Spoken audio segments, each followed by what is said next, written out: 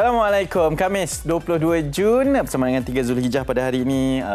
Kita kembali bersiaran di Malaysia hari ini untuk bawakan pelbagai perkongsian menarik. Bertemankan kami berdua, saya Hanif Miswan bersama dengan anda. Dan juga saya Sofia Nur Solihata. Semoga keadaan baik sahaja anda semua. Sihat walafiat, ceria pagi ini. Sebagaimana saya ceria, akhirnya dapat jumpa dengan Mr. Orlando kita yang telah berpulang di Amerika Syarikat. Akhirnya jumpa. Dah lama balik sebenarnya. Saya dah seminggu lebih ni kali pertama kita bersiaran bersama lah kan. Sofia sihat je? Sihat, Alhamdulillah. Awak pun nampak sihat, segak. Semakin berbawa sihat. Kemenangan warrior lah kan. Apapun dalam diam ya awak cakap, saya nampak semakin sihat. Yes, kita meraihkan.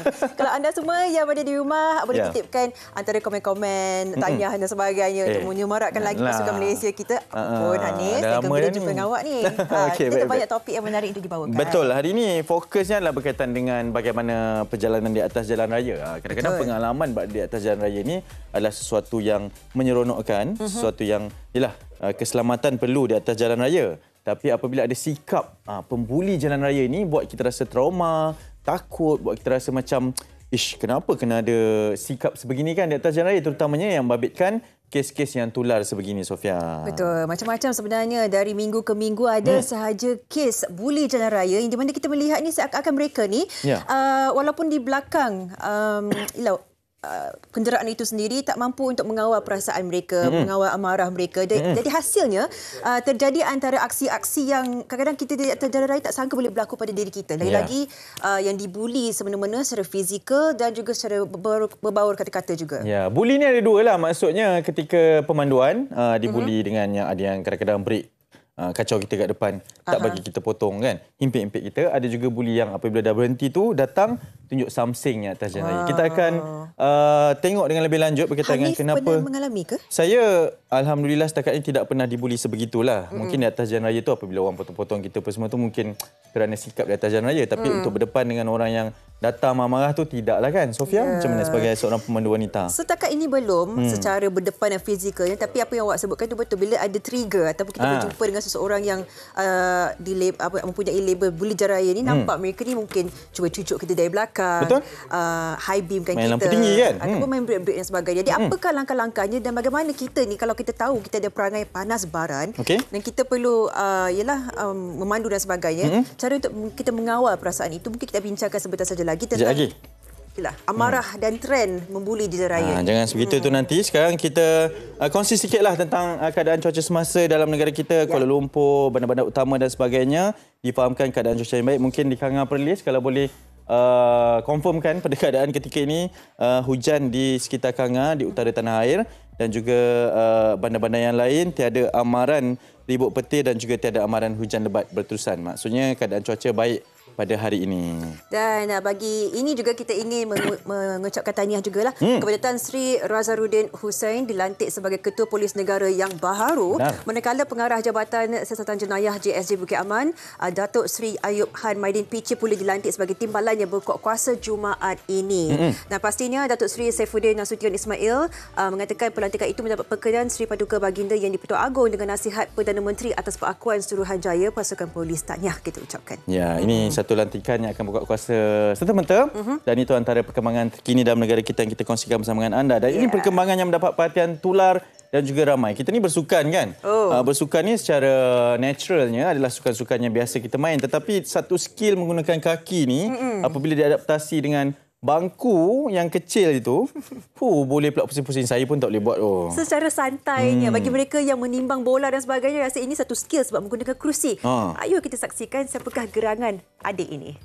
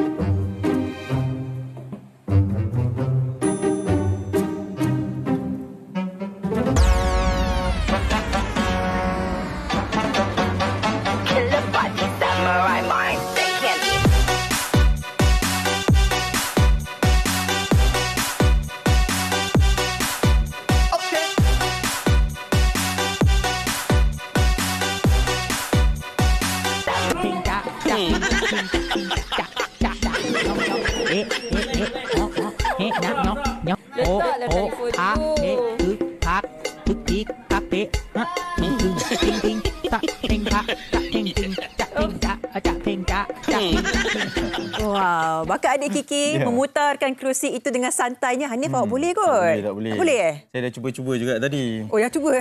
Banyak jatuh daripada duduk atasnya. Itu susah lah kan. Dan mungkin kalau ada pertandingan di luar negara ni, boleh kita hantar juga terbakat dan skill yang terpendam. Setuju. Jadi secara istimewanya pada pagi ini, kami bawakan nun jauh dari Sungai Petani hadir ke studio kami di Sri Pentas Bandar Utama ini. Kita perkenalkan keluarga ini sebenarnya. Ni adik hakiki Nur Nasuha Izwan Hafiz. Sama kita. Assalamualaikum. Waalaikumsalam. Manis je. Manis baang. Dan juga bersama dengan ayahnya Izwan Hafiz Mak Isa dan ibunya Puan Masyitah Ismail. Yang ini adik. Adik. Adik Dah. Namanya? Kak Isna Nasuha. Kak Is. Adik Kak dah. Ish. Kak Ish. Kak Ish dengan Kiki. Okey. Lala mana Lala? Kiki Lala tak ada. Okey, macam mana timbulnya minat buat sebegitu Kiki? Kabarnya dah 2 tahunnya. Ya. Macam saya dapat kursi tu, saya nak try pusing lah. So saya letak kaki, saya macam pusing nak try pusing tu, tapi jadi No. masa first try macam tu. Orang biasa pusing pakai tangan, awak pakai kaki. Saya masa tu saya nak try pusing pakai kaki lah. Tangan tak boleh. Letak kaki, try pusing. Jadi. No. Kiki belajar kat mak ke ayah? Tak belajar kat mak ayah? seorang. Mana tahu mungkin ayahnya ke tengah baca surat khabar. Dia macam ajar. Tidak bukan Tak. Ayah pun baru test. Ayah pun bawa try buat. Test semalam. Jadi Tak boleh. Tak. permulaannya dari berapa tahun yang lalu? Dalam setahun 2 macam tu lah. Dah setahun 2 lah. Bila tengok tu macam mana rasanya sebagai seorang ayah ni tengok Mula-mula anak dengan dia start buat tu, banyak kali fail lah, kena jatuh kan. Kita pun banyak kali fail, jatuh jadi bising kan. Kita pun marah kan. marah sebab dia gedegang. Kita tengok TV tak senang kan. Oh, kacau lah kita. Kacau kan. Lepas tu lama-lama main, tengok boleh kan. Kita pun macam biasa benda tu kan. Kita pun tak sangka yang Tak tu sangka dia skill. Kan? Memang tak sangka yang itu skill. Kiki. Kiki belajar kat mana? Tak belajar kat mana-mana. Dia Kat kawan ke yang ajar? Tak ada. Okey, Kiki, video ni Kiki tengah berlatih ke ataupun memang show off ke? Siapa yang rakam ni, Kiki? Ibu. Ibu rakam. Mama rakam. Pernah sangka tak Kiki dengan bakat ni akan viral di TikTok? Tak pernah. Media sosial? Tak pernah. Tak sangka. Tu pun saja push dalam TikTok dah kan. Kita tengok FYP. FYP. Saya tak mention pun apa hashtag FYP tak pun. Oh, yang post tu adalah ibunya? Ibu Ya. Akaun ibu lah. Akaun ibu. Hidden camera. Tak perasan langsung. Tengok ada 2 juta tontonan sekarang ni. Dekat 2 juta. So Kiki gimana sekarang ni? Memang orang ada minta Kiki buat bakat ni ke skill ni ada? Di sekolah ada tak? Tak ada. Tak awak yang ayahnya buat sampai macam tu sekali ya? Kita letak kaki kat atas, tak jadi keras kaki kan. Tak bergerak, susah. Nak pusing pun tak boleh. Sebagai seorang ibu dan juga ayah kan melihat kepada bakat sebegini. Sebab ini bagi saya lah daripada sudut seni persembahan ni adalah satu skill yang tak semua orang boleh buat. Ianya boleh menghiburkan juga dan kita akan rasa macam wow. Sambil-sambil buat ni lah, sambil-sambil menggunakan handphone ni. Maksudnya bila macam ni digalakkan, diberikan galakan untuk terus buat berlatih dan sebagainya ataupun tak apalah ini mengisi masa lapang Kiki ke? Kalau nak ikutkan tu, saya sebenarnya tak pernah expect pun. Dia nak, yang tu satu skill pun tak tahu. Yang tu skill. Yang sebenarnya kan macam, Kiki cukup. Jangan main. Okey, study. Awal-awal dulu lah. Kita mak-mak kan. Then dia tak okey, Kiki tengah study. Dia sambil main phone, dia kadang dia suka online. Kiki tengah study mama. Kadang dia selalu pidato dekat sekolah, kena hafal kan. So dia hafal melalui telefon lah. Kadang dia buka, dia pakai kertas. Macam tu. Pidato bahasa Sambil. Pidato Bahasa Inggeris. Bahasa Inggeris Dia aktif. Aktif. Kiki bila tengah buat ialah aksi kerusi tu, adakah membantu Kiki untuk fokus bila belajar? Masa saya main kursi tu, saya fokus masa belajar je. Macam kursi tu saya lupa, dia duduk pusing je masa tu. Dia macam tu. Fikiran Kiki memang berfikir tengah belajar, tapi ala-ala kaki tu bergerak sendiri. Macam santai, macam santai-santai. Spontan lah. Pernah cedera tak? Pernah cedera tak? No, jatuh. Buka kepala ke tak? Tak ada. Pernah macam pernah cedera sikit tu lah. Tapi muka tak pernah kenal langsung. Mantap. Okey, sebenarnya ada sebab lah kita bawa Kiki datang sini lah. Ada juga sebab lah kita bawa puisi juga Kak Set ni. Ada sebenarnya. Kita nak tunjukkan demo, boleh ke Kiki? Boleh. Sambil-sambil tu, sebab Kiki ni berbakat sebenarnya. Dia bersilat juga kan. Dia berpidato dalam bahasa Inggeris juga. Jadi bolehkah kita tunjuk ke sana? Apa salah ni? Kita santai-santai. Boleh no Kiki no? Boleh. Nah, jom silakan. Sekali semua jom. Sekali semua. Pagi ni kita tunjuk skill. Abang Hanim tak belajar? Boleh Yang luar biasa. Abang Terima kasih. Abang kasut ke sini. Abang kasut dulu. Pakcik, uncle. Tapi sebelum tu kita mungkin boleh kongsikan bahawa ini antara aktiviti yang sebenarnya dia dah buat selama hampir 2 tahun. Mungkin boleh mendatangkan sedikit kecederaan ataupun aksi yang agak sedikit membahayalah. Jangan lakukan aksi ini di rumah. Lakukan dengan pengawasan orang dewasa seperti kami ni orang dewasa yang ada ibu bapa juga ada kan. Okey. Kiki, bayangkan ini adalah ruang tamu rumah Kiki. Nak telefon ke? Nak telefon ke? Telefon ke? Nak pun. Oh, sambil-sambil itulah. Tak apa. Tak apa. Mungkin boleh duduk dulu, tunjuk dulu yang kaki tu macam mana Kiki? Okey. Okey, baik. Kaki dulu, kaki tanpa kerusi dulu. Macam mana kaki tu sebenarnya? Kaki kat sini, satu sebelah kaki. Okey. Oh, dia tunjuk ni dulu. Letak kat ujung ni. Pusing je. Kaki tu pun macam kena bagi kursi tu pusing. Laju Dalam TikTok dia dah buat tutorial dah. Oh, dia ada tutorial. Kaki boleh tukar. Kan dapat saksikan sendiri begitu laju dan orang kata precisionnya. Dia tahu sahaja di mana untuk pusingkan kursi tu. Ui, hebat Laju Kiri dia. kanan. Lepas Saya rasa kalau ada pertandingan ni, memang champion. Kiri kanan dia. Okay, kita bagi handphone sekali. Nak. Okey, ni macam sambil-sambil lah. Sambil tu macam tengok kawan-kawan WhatsApp. Kawan tengah puji ni. Ada masuk TV ni buat ni. Tak pernah lagi orang buat skill segini. Berapa lama biasanya Kiki boleh segini sambil galik-galik tu dia segini lah. Dalam 10 minit, 15 minit. Lama. Penat tak Kiki? Betul-betul main telefon awak Okey, paling lama berapa lama Kiki pernah buat ni? 10 minit. Dekat macam 2 minit macam tu. 2 minit, 3 minit. Okey, Kiki ni. Penebik ada permintaan. Pakcik nak cubalah. Try ni sini. Sebab kita nak tunjuk bahawa sebenarnya Cuba. awak makin menunjuk-nunjuk Kita nak tunjuk sebenarnya skill ni susah kan. Dan difahamkan stokin pun kena buka ya. Stokin memang kena buka. Hanif, saya tak sangka sebab saya pun tak tahu yang Hanif nak akan cuba. Cuba. Atlet negara kita. Daripada Dah football. lama tak balik kita boleh Malaysia. tengok Kena bakat cuba seperti sekejap ini. ya. Kita buka stokin lagi ya. Wow. Bismillahirrahmanirrahim. Bismillahirrahmanirrahim. Kita barik. Tunjuk tutorial. Kiki, ajar. Ajar abang. Kaki. Allah. Kaki letak sini. Dia letak kat ujung ni. Okey, letak. Okey. Kiki kena Kiki ke sebelah belah sini, sini. ya. Kiki. Macam Kiki kena baring dulu. Kena baring. Baring. Kiki belah. Kiki sebelah sini. Kaki. Sana. Sekejap Mana telefon saya tu? Kaki angkat. Okey. Angkat kaki macam Bersatu. tu. Kaki tegak ke apa? Kaki kena berada kat tengah-tengah Dia ya. macam angkat tu. Macam bagi dia pusing macam tu. Kram Dia kena lift. Dia kena lift. Dengar tu uncle. Kena angkat. Okey, saya Lepas tu? kena jaga posisi. Kaki. Lepas tu dia kena spin dengan tangan ke Kiki? Lah. Tengoklah. Lepas tu? Tapi careful. Okay, Macam mana dia pusing? Okey, awak pusingkan lah supaya kita manual.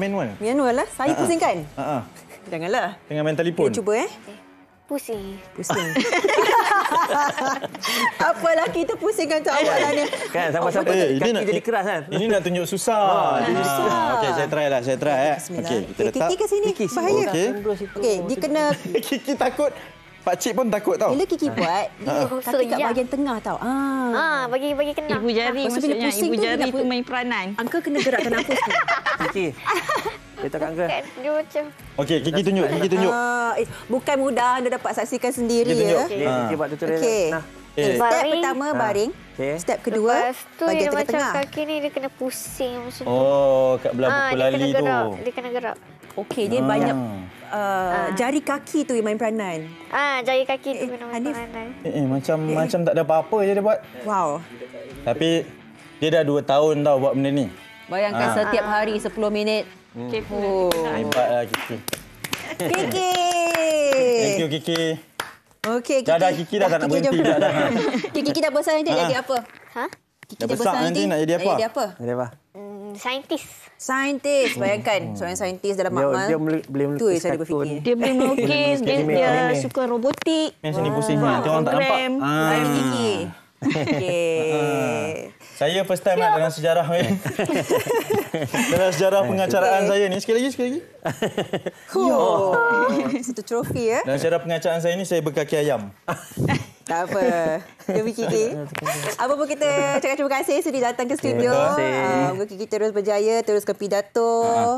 Sambil-sambil Pelajaran tu, jangan lupa pelajaran tau. jangan lupa. Terima kasih mak ayahnya juga. Doakan masa. Terima kasih ya datang jauh-jauh ni. Nanti terus jalan-jalan. Ada nak cakap apa ke Kiki? Pusing. Pusing kamera. Kamera sana sayang. Pusing. Nak cakap apa? Saya harap semua orang ada macam hari yang terbaik untuk korang. Hari yang terbaik untuk anda semua. Mila. Okey, kita akan berehat seketika. Betul, selepas ni pembuli di jalan raya ataupun anda pernah dibuli, kita akan kongsikan di Malaysia hari ini. Bye.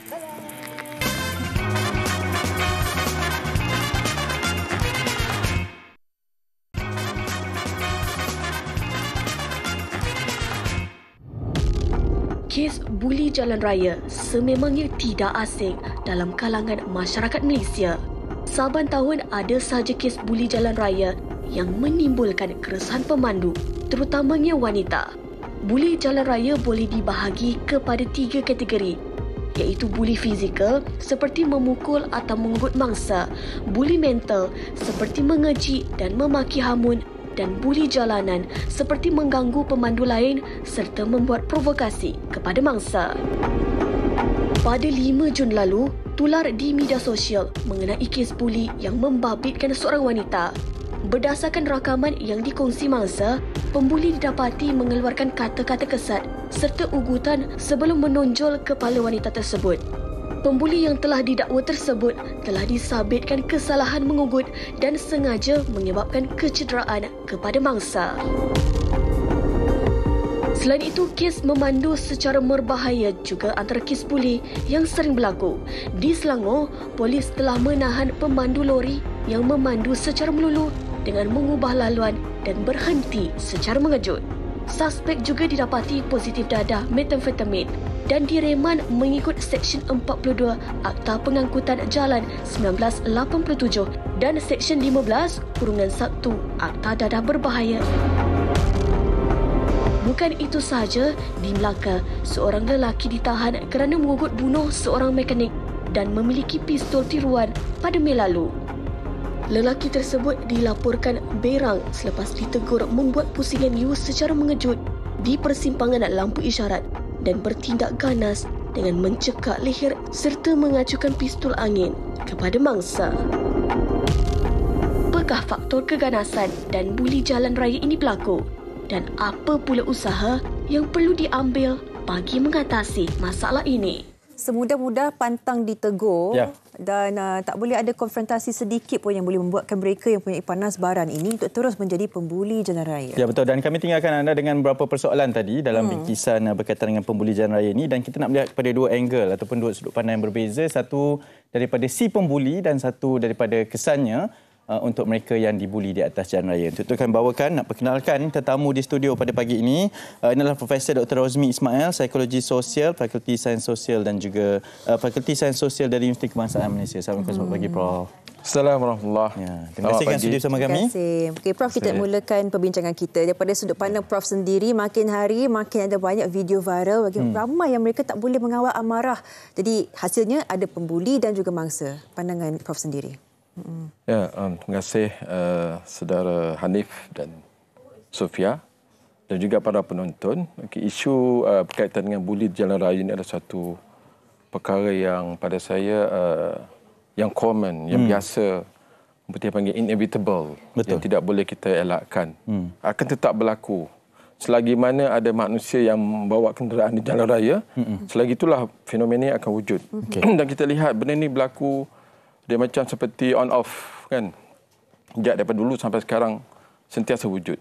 Jadi antara faktor yang daripada penyelidikan saya, ada 3 faktor.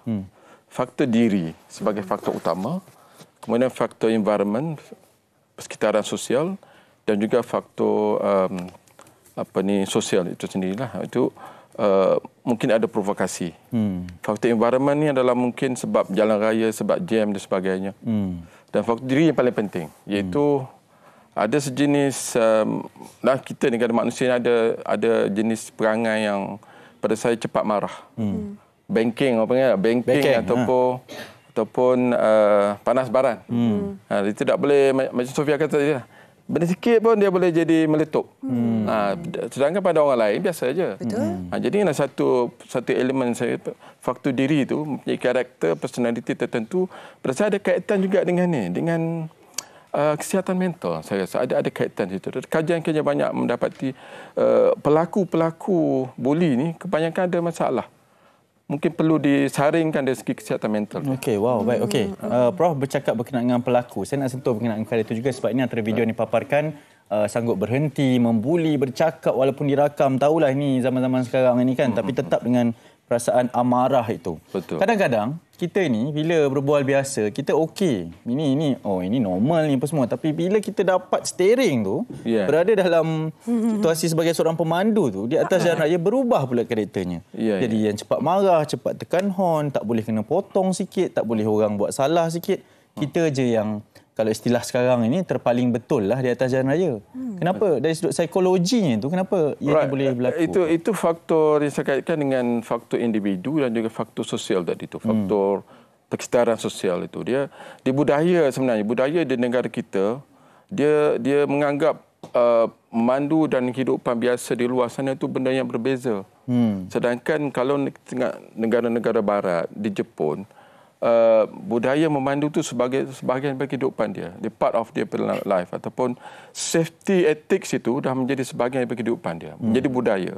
Jadi kemana dia bergerak, kemana dia pergi, dia akan tetap berfikir melakukan perkara yang sebetulnya. Tapi kita ni kadang kita pisahkan. Kan? Bila berada di jalan raya lain, kadang baik orangnya kan. Mungkin juga jenis orang yang berbudi pekerti, mulia, tetapi bila berada di jalan raya dia lain. Itu sebab faktor environment tadi tu. Kita digerakkan oleh persetaraan sosial yang kadang memaksa dia untuk melakukan tingkah laku sedemikian. Baik, kita akan buka talian untuk anda semua bagi anda yang mungkin ada pandangan, pendapat, persoalan atau anda sendiri pernah menyaksikan seorang pembuli jalan raya yang menjadi mangsa. 0377261603 kita nak dengarkan pandangan anda.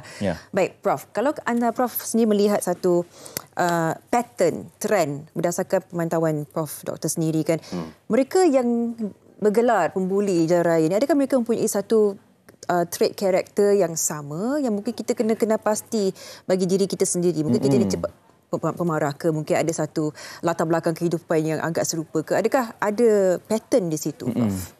Ya, memang ada pattern dan ini telah pun dibuktikan oleh kajian saya. Kita buat satu eksperimen melibatkan pelajar universiti dan kita menyaring pelajar-pelajar universiti ini dari segi karakter, personality.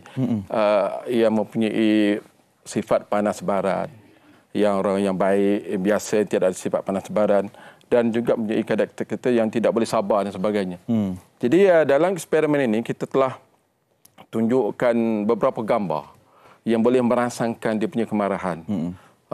Sewaktu di jalan raya lah, gambar dia kena maki, kena gambar ciluk, membawa kereta dalam berbahaya. Dan saya dapati pelajar-pelajar yang ada karakter cepat marah, panas barat ni, dia memang memberi reaksi yang sangat kasar terhadap gambar-gambar itu. Dia menilai sebagai perlu dilawan, perlu melakukan aksi-aksi yang lebih dahsyat lagi lah. Maknanya kena pukul, patut kena bunuh dan sebagainya. Itu yang terlintas dalam fikiran-fikiran dia daripada soal selidik yang kita edarkan kepada mereka selepas mereka menonton filem-filem tadi. Jadi menunjukkan bahawa karakter, personality memang memberi pengaruh kepada aktiviti-aktiviti yang berkaitan dengan buli tadi. Agresif, Betul, dan itu mungkin satu karakter yang boleh kita kesan daripada awalnya untuk mengelakkan dia menjadi pembuli. Okey, itu pembuli. Mungkin sifatnya macam Prof cakap tadi, lumrahnya tidak boleh dielakkan, memang berlaku di mana-mana sahaja. Daripada mereka yang dibuli ni, Prof, sebab kita pun tengok video-video tadi, yalah, yang merakam itu pun untuk jadikan bahan bukti, tapi tak boleh dinafikan bahawa apabila kita ni diherdik, ada yang ditunjal kepalanya, kan, ada yang dipotong ataupun mungkin dihimpit-himpit sebagai seorang pemandu. Itu pengalaman yang tidak baik, kan? Kesannya kepada pengguna jalan raya lain? Saya ingat kepada para penonton di luar sana, kena ingat bahawa kesan pembuli tadi yang membuli orang itu bukan saja pada dia tau. Dia pun ada kesan juga sebenarnya walaupun dia buli orang. Mungkin dia ada rasa menyesal selepas itu. Tapi yang kita kena ingat adalah orang yang kita buli itu akan meninggalkan kesan cukup hebat. Terutama dari segi kita panggil sebagai trauma. Traumatik. Takut ada elemen trauma bila dia diherdik dibawa kayu hoki ke apa benda tu kan yang benda-benda senjata itu dihentak dan sebagainya. Jadi itu menimbulkan satu keadaan yang tidak selesa dan juga trauma kepada si mangsa tadi, dan secara jangka panjang dia boleh menjejaskan dari segi kesihatan mental. Mungkin mengalami kemurungan, rasa takut, tak confident berada di jalan raya, takut nak bawa kereta. Itu mungkin boleh menyusahkan pihak lain. Kan kalau contohnya Sofia takut kena ada pengalaman begitu kan, takut jadi menyusahkan misalnya husband ke rakan ke saudara mara tolong dia bawa kereta, itu jadi consequences dia adalah lebih panjang, domino efeknya. Jadi domino efek daripada itu sebenarnya. Dan kita ada pemanggil yang Syazwan namanya, Cik Amran, yang dikabarkan ada satu pengalaman berdepan dengan si pembuli jalan raya. Assalamualaikum. Waalaikumsalam. Ya, Cik Amran mungkin boleh berkongsi pengalamannya? Ya, saya Amran bin Cemat daripada Sungai Tani lah. Okey. So, saya merujuk daripada tajuk perbincangan. Merujuk pada tajuk perbincangan hari inilah, bukan pembuli jalan raya tu. Okey. Jadi, saya adalah pengalaman dibuli, tapi mungkin saya lelaki ini pembulian tu tidak dapat dilanjutkan lah. Sebab kita akan try to defend ourselves. Okay. Dan cuma satu saja yang saya tengok macam ada sedikit berat sebelah tentang perbincangan ini, dan kita tumpukan kepada si pembuli. Okay. Kita tak pernah tengok kenapa pembulian itu wujud. Okay. Kadang seseorang tu dia bukan pembuli, tetapi oleh kerana keadaan tu telah berlaku kepada dia menyebabkan dia naik angin. Kenapa dia ni buat macam ni? Kalau buat macam ni aku boleh mati ni. Jadi perasaan tu timbul. Saya rasa perbincangan pagi ini perlu adil. Kenapa wujudnya pembuli itu perlu ada? Saya rasa kita tak boleh salahkan asyik, salahkan pembuli. Kerana wujudnya keadaan membuli itu adalah disebabkan suatu keadaan lain yang menekan dia. Tapi Cik Amran, untuk menjadi seorang bukan pembuli, kadang dia try to defend dia punya hak dia. Betul. Tetapi orang menyalahkan dia lah. Tapi saya tak ada kata apa-apa lah di sini ataupun memihak kepada siapa. Tetapi saya rasa profesor yang ada kat sana perlu lebih adil dan fair dalam memberi pandangan dia. Baik, Cik Amran. Terima kasih. Terima kasih Cik Amran. Okey, kita faham itu mungkin satu pandangannya Prof. Tapi dalam masa yang sama juga apabila ada reaksi sebegitulah yang kita perkatakan bahawa ianya boleh mendatangkan satu domino efek kepada pembuli ini. Mungkin ada benar ni dalam pandangan itu? Ya, saya tidak menyangkal pandangan Cik Amran tadi. Dan saya rasa kalau pembuli itu berpunca daripada orang lain, jadi dia sebenarnya boleh membuat tindakan juga. Katalah saya, sewaktu saya memandu, saya boleh share pengalaman saya, pernah kereta di belakang saya dia bagi lampu kan. Jadi kita nak masuk ke sebelah kiri, tak boleh sebab ada kereta. Jadi kita terpaksa tunggu. Jadi dia tak boleh sabar. Akhirnya bila ada ruang, saya masuk dan dia ciluk kenderaan saya, dia seolah berhenti, membrake di depan saya itu. Jadi mungkin saya menganggap pada masa itu dia menjadi begitu adalah kerana saya. Kan? Sesuai mungkin dengan pandangan Cik Amran tadi. Tetapi kalau misalnya kata benda itu serius, kita boleh buat report juga. Maknanya awak ni menjadi punca kepada saya, jadi tidak boleh sabar. Awaklah punca. Jadi kita boleh buat report pada polis. Janganlah buat tindakan sesuka hati, itu masalah dia. Kita dah jadi macam polis dah, keluar pada kereta bawa senjata dan sebagainya, itu menjadi serius. Menjadi panjangan. Dalam tangan sendiri itu menjadi masalahnya. Dan Profesor, saya rasa inilah antara saranan yang sangat penting untuk kita mempunyai dashcam ataupun kamera papan pemuka dalam kereta tersebut. Dan menyebut tentang dashcam ataupun rakaman kan. Profesor, ada setengah tu mungkin dia mendiamkan diri tetapi memviralkan situasi tersebut di media sosial. Apakah pandangan itu yang tak kena tu. Sebenarnya kita boleh rakam sebagai bukti. Nanti kita bawa report polis. Dia boleh kata mana bukti awak kena buli. Jadi ada buktinya. Benda itu memang kena rakam nombor plate kereta, model kereta, warna kereta, di mana berada dan sebagainya, lokasi. Kemudian kalau ada video, ada rakaman bagus. Tetapi jangan viral. Khususnya bila keluar muka dia. 100% muka saya contohnya. Keluar dan surat khabar. kemudian keluar dalam sosial media. Jadi macam mana tu? Kalau saya ambil tindakan mahkamah mungkin kena. Itu pun satu bentuk buli juga. Betul. Jadi simpan dulu, hanya polis yang berhak untuk menyimpan bukti tersebut. Jangan viralkan. Betul. Tapi mungkin kadang-kadang cara ataupun kaedah yang berbeza lah. Viral dulu baru itu masalah dia. Untuk mendapatkan perhatian pihak berkuasa. Mungkin secara generalnya, Prof, kita melihat kepada perbincangan ini, kita menyentuh kepada kedua-dua yang pembuli dan juga kesan kepada bangsa. Kepada mereka yang sedang menonton, mungkin bagaimana nak mengelakkan kita menambah kepada pembulian ini. Maksud kalaulah kita berlaku situasi sebegitu, kita kena hentikan rantaian itu sampai situ saja. Jangan ditambah pula menjadi pembulian lain, Prof. Ya, betul. Sepatutnya kita kena mengambil tindakan lah. Ada beberapa tips lah. Yang pertama, kita kena set minda kita. Pelaku tu kita nampak kurang ajar, buat provokasi, kita menganggap dia dalam keadaan tak betul. Okey. Jadi kalau kita layan dia, kita pun sama lah. Betul tak? Kita kata dia tak betul, awak pun layan dia, awak pun sama. Tak betul. Segi mentalnya. Jadi kita ingat dia itu tak betul dan kita jangan layan. Dan kita jangan sekali-kali keluar daripada kereta. Jangan sekali-kali keluar daripada kenderaan. Sebab kalau kita keluar, dia akan jadi benda yang lebih panjang. So tetap duduk dalam kereta, teruskan perjalanan. Kalau boleh, jangan pergi ke tempat gelap. Jangan pergi ke tempat yang tidak ada orang. Terus kalau boleh balai polis yang terdekat dan buat report. Terus, Baik, itu lebih selamat. Betul, tips yang sangat baik daripada Profesor Dr. Rosmi Ismail, daripada seorang psikologi sosial daripada Fakulti Sains Sosial UKM, kami bawakan kepada anda. Terima kasih, Prof. Saya percaya membawa kereta di jalan raya ini memerlukan banyak orang kata bukan saja awareness tetapi untuk cara kita mengendalikan situasi yang tidak diduga, bukan saja kenderaan dengan kenderaan tetapi manusia dengan manusia. Semoga perjalanan anda hari ini selamat dan kalau berdepan dengan buli jalan raya ini jangan kita provoke, kita teruskan balai polis. Saya nak tambah satu tips saja. Kalau ada orang sebelah, second driver ke kita punya penumpang sebelah ni adalah yang menjadi tukang nasihat. Sabar awak, sabar. Bukan tukang rakam. Macam pergi serang dia sekarang. Kita kena lawan, Pak. Tak boleh macam tu. Yang ni pun jadi penasihat juga, sama-sama kita sabar. Sebab kalau sabar, semua akan jadi indah di atas jalan raya. InsyaAllah. Okey, kita akan berehat seketika. Sekembali dia banyak pengisian hanya di Malaysia hari ini.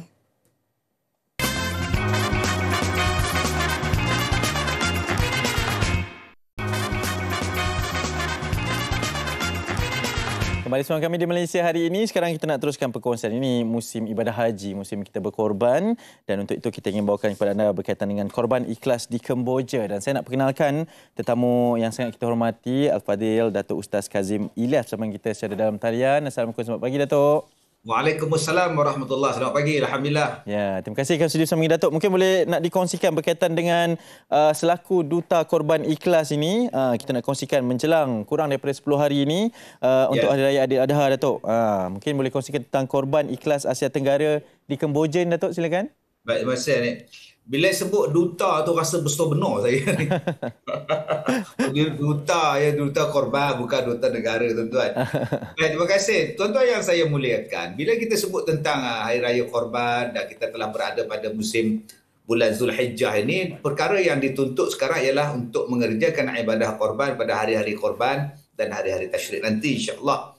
Jadi kami di Yayasan di Korban Ikhlas masih lagi membuka peluang kepada tuan-tuan yang masih mencari-cari di manakah tempat untuk berkorban, di manakah kawasan yang paling sesuai dengan mana. Kami menawarkan kepada tuan-tuan Korban Ikhlas di Kemboja. Bukan setakat di Kemboja, kita juga di 3 wilayah lain di Asia Tenggara, di Mindanao, di Filipina, di Patani di Selatan Thai dan di Aceh di Indonesia. Jadi tuan-tuan yang nak berkorban di luar negara boleh menyertai kami di Korban Ikhlas. InsyaAllah tuan-tuan boleh lihat gambar yang sekarang ni kita berada di Kemboja.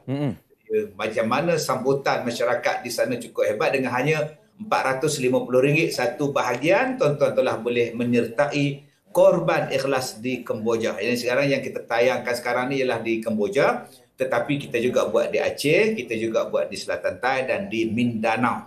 Maka kalau tuan-tuan nak menyertai korban di luar negara, saya rasa bahawa Korban Ikhlas adalah pilihan yang tepat sebab kita telah pun menganjurkan selama 9 tahun dan kita telah menguruskan ribuan ekor korban binatang korban ini dan insya-Allah setakat ini berjaya dengan begitu lancarnya sekali. Jadi tuan-tuan boleh hubungi kami di Korban Ikhlas di Telegram, di Facebook, di laman web, ataupun tuan-tuan boleh scan QR code saja dan tuan-tuan boleh menyertai dengan hanya RM450 untuk satu bahagian. Ya, Datuk, mungkin ada yang tertanya juga kenapa memilih Kemboja sebagai destinasi untuk korban pada kali ini, Datuk? Saya buat korban di Kemboja dan saya pernah menghantar wakil. Anak saya pun sendiri pergi ke Kemboja menguruskan korban. Jadi pengalaman kami ini memang itulah satu pengalaman yang sangat ialah menginsafkan kita dan kita patut bantu mereka. Dengan kita buat korban ikhlas di Kemboja misalnya, saya rasa itu satu bentuk penghargaan yang besar dan mereka sangat-sangat menghargai kita. Bukan setakat kita buat korban di Kemboja saja, kita juga buat sekolah, kita juga buat perigi sumber air untuk mereka. Dan saya rasa kita yang agak-agak berkemampuan ataupun yang tak berapa nak mampu pun tak apalah. Tuan-tuan masuk saja korban ikhlas di Kemboja ini, tuan-tuan boleh nampak sendiri. Ya, kalau setengah kita ni bila sebut daging ni, Allah, apa nak heran daging, tapi bagi setengah orang mereka hanya dapat setahun sekali je. Ya, mereka nak dapat macam kita ni tiap-tiap hari boleh makan tu boleh. Tapi mereka ni nak dapat korban macam kita ni setahun sekali. Itu maksudnya keadaan mereka tu sangat-sangat memerlukan. Dan apabila kita menghantar korban, membuat korban di sana, mereka turun satu kampung, mereka datang daripada tempat yang jauh untuk sama-sama mengimarahkan korban kita. Jadi itulah sebab kami di Korban Ikhlas menyasarkan untuk kita terus berbakti dan menolong saudara-saudara kita di Kemboja.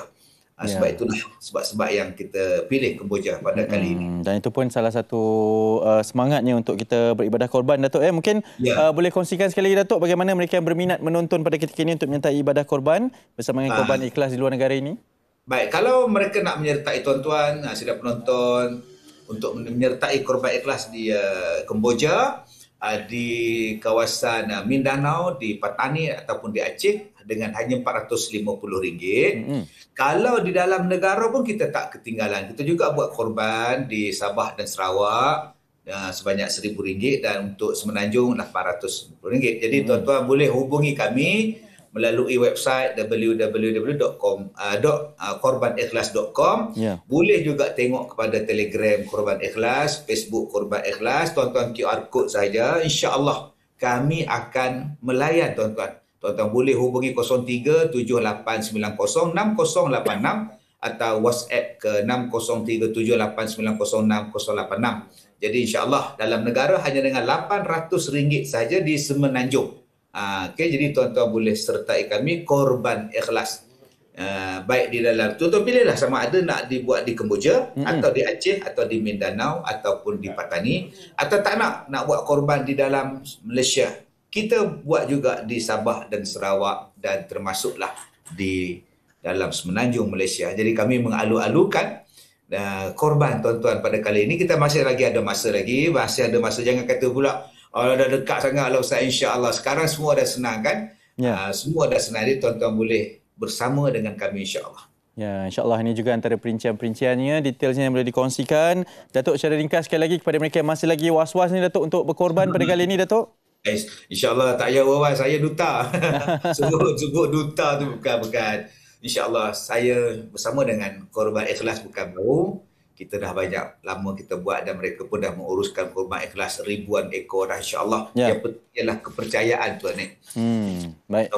Kita sampai insya-Allah. Datuk, semoga dipermudah, semoga dapat memberi manfaat lebih ramai lagi kepada ramai orang yang menonton pada pagi ini dengan usaha terbaru ini. Jaga diri, Datuk, nanti kita jumpa lagi insya-Allah. Assalamualaikum. Jumpa lagi. Okey, assalamualaikum. Ya, baik, itu dia Datuk Ustaz Kazim Ilyas bersama kita selaku Duta Korban Ikhlas, berkongsi berkaitan dengan Korban Ikhlas di Kemboja. Okey, ada masa lagi seperti yang dikatakan, dan kita nak berteriak seketika. Ada sikit masa saja lagi untuk kita berkongsi berkaitan dengan ini manis mulut ni, dessert kami nak bawakan di Malaysia hari ini. Jangan ke mana-mana.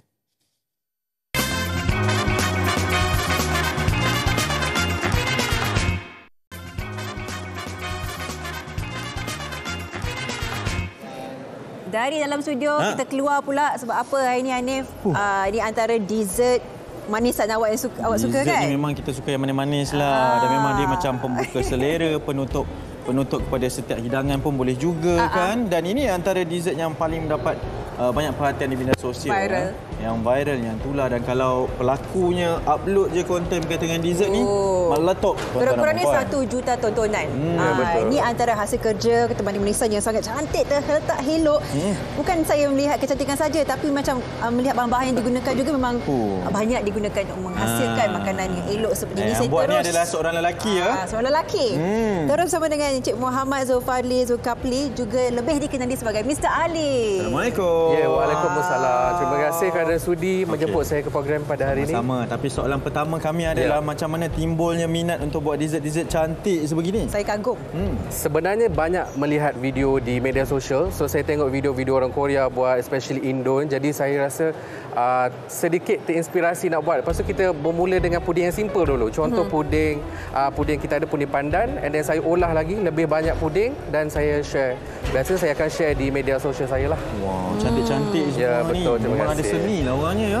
Jadi ini adalah puding-puding buah yang awak tampilkan di media sosial yang dapat kata view yang paling tinggi ya. Ya, setakat ini. Saya melihat kecantikan kekemasan itu susah ke mudah untuk membuat ni sebenarnya? Okey, bagi saya nak buat puding ni mudah je sebenarnya. Okey, tetapi bila dia melibatkan teknik potongan, teknik presentasi ataupun presentation kita di media sosial, dia memerlukan masa yang agak lama dan bagi saya ini adalah kerja yang mencabar jugalah. Mr. Ali. Ya, betul. Apa yang kita akan tunjukkan bahan di dah bawa.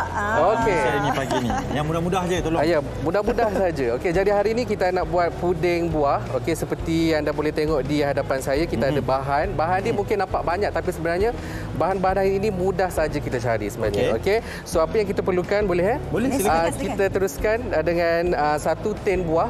Okey, 1 tin buah kita asingkan. Yang ini kita ambil buah dia saja. Air dia saya sekalikanlah sebab kita nak mudahkan proses selepas ini. Okey. And then yang ini kita ada tepung custard yang kita sudah bancuh bersama dengan yang ini tepung custard kita pakai 2 sudu makan. Tepung custard kita larutkan bersama dengan sedikit air. Air sejuk supaya dia tidak berketul. Okey. So kita akan masukkan dalam kita punya adunan nanti. Dan ini telur grade A, boleh pakai telur grade A. Okey, yang seterusnya gula. Gula kita pakai lebih kurang 3/4 cawan gula ataupun bersama dengan 150 gram. Okey. Dan di sini kita ada 2 ketul gula batu. Untuk gula batu ni sebenarnya dia membantu untuk puding tu, untuk elakkan puding tu berair. Dan juga untuk membuat lapisan puding, kita boleh tengok dekat sini lapisan puding tu berkilat. Itu fungsi dia. Dan ini kita ada garam ni banyak sebenarnya. Kita pakai sikit je sebenarnya. Secoek je. Ya, betul. Sekali masa pun tak cukup sangat. Betul. Sampai tu kita jalan terus. Okey. Jadi kita terus masukkan yang lupa yang ini kita pakai 1 liter air, 4 cawan. Okey, 4 cawan air. 4 cawan. 4 cawan. Itu susah je. Masukkan 4 cawan air. Kita jangan on api dulu. Jangan on dulu. Atau saya pun nak tanya. Belum lagi. Sebab kita takut nanti bahan kita dia jadi bergumpal. Okey. So kita masukkan serbuk agar-agar 10 gram ataupun 1 paket. 1 paket. Okey. And then kita masukkan susu cair. Susu cair. Banyak juga ni 1 tin ke? 1 tin, ya betul. 1 tin susu cair kita masukkan. Kita tengok susu cair tu pun dah terliur, betul tak? Dah rasa kemanisan dia. Ya, betul. Yang ini kalau kita tak nak manis, kita cuma letak sikit je. Air buah tadi Air buah. Yang dia asingkan tu lah. Yang daripada tin tu juga lah. Yang daripada tin tu juga. Kita asingkan. Jimat dah di situ. And then kita yang ini kita sebatikan. Sorry tadi lupa nak tunjuk. Tak apa, kita tunjuk live. Saya tolong ke? Boleh. Bagi Sofia. Okey. Sofia memang biasa buat. Yang ini masukkan dalam telur ni. Tapi dia macam pejas kat bawah, tak apa. Mungkin sebab dah lama kot, tak apa. Pusing-pusing kan? Masukkan je. Masukkan je. Dia lembut. Masukkan sekali. Okey, masukkan saja. Okey. Sebanyak yang mungkin. Nampak tak kekok Sofia ya? Biasa masuk dapur ni misalnya. Tak apa. Kita stir fry boleh. Buat baking ke, buat ni susah sikit. Kita masukkan semuanya. Ya, masukkan semuanya. Supaya kita nak adunkan dia sekali. Kita adunkan dia. Adunkan dia dengan 1 biji telur. Dengan 1 biji telur grade A. Penting tu Sofia, cara masukkan pakai whisk. Okey. Awasan ni. Blur waste-nya. Okey, yang ni sepatutnya kena sebatikan tapi sebab kita kejar masa kan. Kita masukkan sedikit garam. Okey. And then seterusnya kita masukkan esen vanila. Oh, saya ingat kicap. Awak ingat kicap, bahaya bawa Hanif masuk dapur ya. Bukan kicap kita masukkan sedikit esen vanila untuk nak tanya kenapa ada kicap. Bukan kicap. Hanif. Untuk hilangkan rasa manisan. tanya telur tu. Okey, dan kita masukkan. Alright. Baik. Esen vanila. Okey, baik. Faham. Semuanya dimasukkan sebelum api dibuka. Sekarang tinggal gula dengan buah saja. Gula dengan buah. Okey. Jangan buka api lagi ya, belum. Jangan buka api lagi sebab nanti dia berketul. Yang ni kita masukkan gula dan juga gula. Berapa banyak gula tu? Gula 3/4 cawan. Kalau kita tak nak manis, kita boleh ambil 1/2 sajalah. Ikut bergantung pada selera masing-masing. Bergantung pada selera masing-masing. Madu tak boleh? Madu boleh, tak ada masalah. Yang buah ni kita nak on dulu api. Jangan pakai kicap je. Jangan pakai kicap je dia. Okey. So yang ni nak tolong kacap boleh. Saya juga. Hanya awak yang salah. Saya kan dah demo kaki-kaki tadi. Okey. Jadi yang ini kita kacau saja selama lebih kurang 15 minit. Okey. Dan sementara itu bolehlah sementara kita kacau, kita masukkan buah. Oh, sambil-sambil. Sambil-sambil. Jangan henti kacau ke macam mana mesti? Jangan berhenti kacau sebab bila kita henti kacau dia akan jadi bergumpal di bahagian bawah. Kacau 15 minit 15 minit dia betul. 15 minit lah Sofia kena kat situ 15 ataupun sama ada 15 hingga 20 minit. Tak apalah ni kepada orang yang suka kacau-kacau orang tu inilah kerja dia. Kita sendiri nampak dia punya likat dia bagaimana, dia tak cair. Saya boleh bayangkan dalam lepas masak ni memang sedap enak ni. Dan kita bawakan, Mr. Ali dah bawakan yang dah siap. Kita dah ada yang dah siap. Maksudnya selepas macam tu dia kena disejukkan lah. Lepas dia dah mendidih dan sebagainya, kita masukkan dalam loyang lah. Loyang kalau satu adunan biasanya 8 inci. Kita masukkan dalam loyang dan kita sejukkan antara 3 hingga 4 jam. So bila kita dah sejukkan, inilah hasil dia. Hasilnya cantik. Saya tengok pun terliur yang tukang membuat ni pun. Hanif, awak ada function sekarang ni. Awak boleh rasa. Boleh rasa, silakan. Kalau yang ni yang lebih kurang dia jadi macam ni. Kalau yang nak buat boleh rasa yang ni, boleh je mana-mana. Kita boleh pilih. Saya suka lah show pagi ni. Show pagi ni kita tutup dengan manisan. Okey, Mr. Ali punya personal favourite yang awak sendiri suka mana satu? Okey, kalau tanya saya, favourite saya semestinya yang puding Bandung santan. Dalam dia ada santan. Nak makan pun kita rasa sayang. Ya, betul. Cantik. Bismillahirrahmanirrahim. Ada orang nak tolong suapkan ke? Tidak ya? Tak apa. Saya suap di sini. Saya boleh tolong. Saya boleh. Boleh, tak ada masalah. Inilah. Okay, saya nak try yang... Boleh rasa yang coklat. Coklat pun. Coklat. Sedap. Okey. Okey. Penerbit tanya, kalau kita simpan dalam peti ais, berapa hari boleh tahan ni, Mr. Ali? Bila kita simpan dalam peti ais, dia tahan lebih kurang dalam 5 hari. 5 hari, ya betul. 5 hari. Rasa lemak dia tu yang... Macam dia bukan ada lemak dalam tu. Maksudnya saya, dia lemak manis ala amboi-amboi. Sedap. Kan? Manisnya cukup, rasa strawberry, rasa Bandung ni semua ada. Ya betul. Alhamdulillah. Suka jadi kena dengan selera lah ya. Kena. Kadang-kadang kalau kita pergi, yalah macam bazar Ramadan kat kedai, kadang-kadang kita macam cantik memang cantik tapi rasa tak sampai. Ini memang bahan-bahannya tak ada kedekut lawan cakap. Awak tinggalkan je lah untuk kita. Boleh, tak ada masalah. Sebab dia yang penting kalau buat puding ni, rasa lemak puding tu yang penting. Kadang-kadang ada puding dia manis saja tak jadi juga. Okey, ada setengah orang yang mungkin nak cantikkan lagi misalnya. Letak topping atas. Letak topping boleh letak serbuk koko, boleh dihias dengan apa-apa sajalah yang mengikut cita rasa kita lah. Ada coklat chip ke dalam ni? Ada, yes. Mana ada agak-agak ada coklat chip? Ada coklat chips.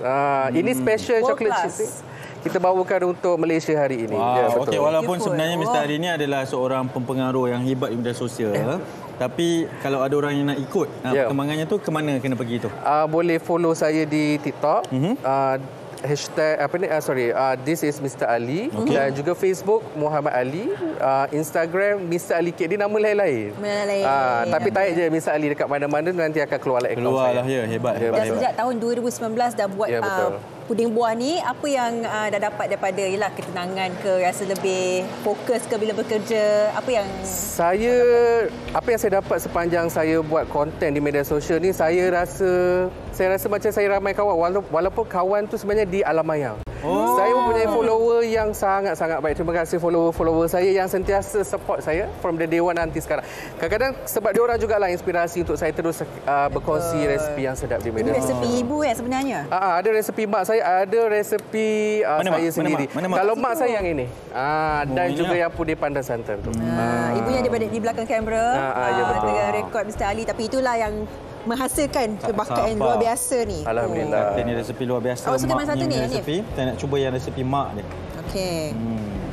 Cuba bismillahirrahmanirrahim. Okey, dia dah masa 15 minit ni dah kita sejukkan masukkan dalam loyang. Tapi masukkan dalam loyang tu kita jangan terus masukkan dalam peti. Kita kena sejukkan dia dalam 40 minit baru kita masukkan dalam peti. Kalau tak peti cepat rosak nanti. Jadi kita kena tenang-tenang lah buat puding buah ni. Jangan salah masuk kicap pula. Itu je cerita dia. Apa pun kita nak beritahu anda yang esok kita bawakan topik mengenai soal wang tentang pertukaran nilai ringgit. Ada yang kabarkan semakin susut kan. Esok kita akan berbicara lebih lanjut. Sambil itu kita nak siapkan apa yang kita mulakan tadi. Terima kasih banyak-banyak. Semoga terus sukses dan dapat memberi manfaat kepada ramai orang lah. Followersnya lah terus maju jaya lagi dalam karier anda InsyaAllah. Terima kasih juga sebab sudi menjemput saya yang biasa-biasa je ke pentas hebat Malaysia hari ini. Dia pengacara majlis apa semua tahun ni. Hebat orangnya dan anda juga hebat kerana menonton kami. Semoga hari anda berakhir dengan baik pada hari ini. Okey, terus menonton kami di Malaysia hari ini. Kekal hebat, kekal sihat. Kita jumpa anda esok di MHI. Assalamualaikum. Senyum selalu. Bye.